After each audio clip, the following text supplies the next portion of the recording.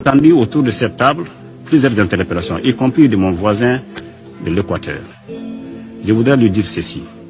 Le Mali a très peu de leçons, sinon pas du tout de leçons à recevoir d'un pays qui est également interpellé par rapport aux violations des droits de l'homme. La liberté d'expression, la liberté de se réunir, les persécutions contre les journalistes, les persécutions contre les procureurs et les juges sont monnaie courante dans votre pays. Donc n'ayons pas la mémoire sélective concernant les droits de l'homme. Elles sont valables pour nous tous. Donc je voudrais rassurer tout le monde, nous restons déterminés à travailler avec vous à l'amélioration de la situation des droits de l'homme, mais nous sommes opposés à la politisation et à la stigmatisation concernant cette question spécifique. Le Mali se dressera avec force et avec la même énergie contre toute utilisation de la question des droits de l'homme à des fins politiques ou de déstabilisation. Vous avez entendu tout à l'heure l'ambassadeur de France parler avec détermination concernant la situation des droits de l'homme au Mali. Je voudrais tout simplement vous dire qu'il a eu une mémoire sélective lorsqu'il a parlé spécifiquement du cas de Moura. L'ambassadeur de France se rappellera que dans le rapport de la Commission d'enquête internationale sur le Mali, plusieurs paragraphes sont consacrés aux violations des droits de l'homme sur les populations maliennes par les forces françaises. J'aurais aimé qu'il ait la même détermination à évoquer cela.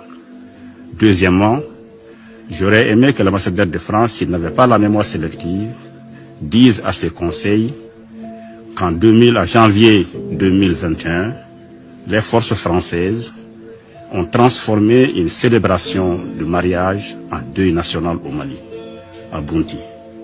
J'aurais bien aimé, s'il n'avait pas la mémoire sélective, qu'il dise à ses conseils les efforts qu'ils ont faits pour donner suite au rapport qui a été publié ou aux deux rapports qui ont été publiés, pour ne prendre que ces deux exemples.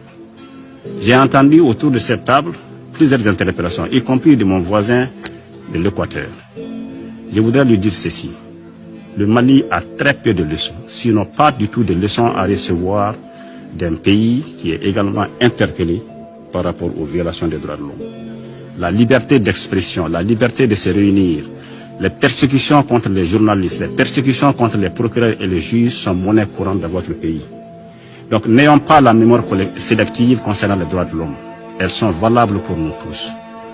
Donc je voudrais rassurer tout le monde, nous restons déterminés à travailler avec vous à l'amélioration de la situation des droits de l'homme, mais nous sommes opposés à la politisation et à la stigmatisation concernant cette question spécifique.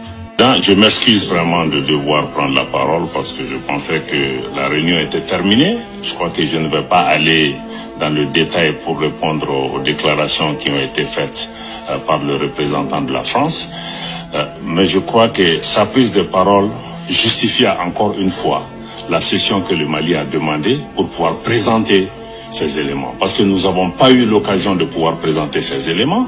Je souhaite maintenant que la France a commencé à répondre, qu'elle donne son accord pour que nous puissions avoir cette session où, dans les plus brefs délais, l'État malien amènera à la face du Conseil de sécurité, à la face du monde, des preuves concrètes et tangibles de ce que nous mettons en avant. Il y va de la crédibilité du Mali. Le Mali n'a pas fait ces déclarations à la légère. Nous savons qu'il s'agit d'actes et de déclarations extrêmement graves pour lesquels nous mettons en jeu la responsabilité et la crédibilité de l'État malien. Donc je souhaite que la France soit maintenant porteur de cette demande pour cette réunion spéciale. Merci.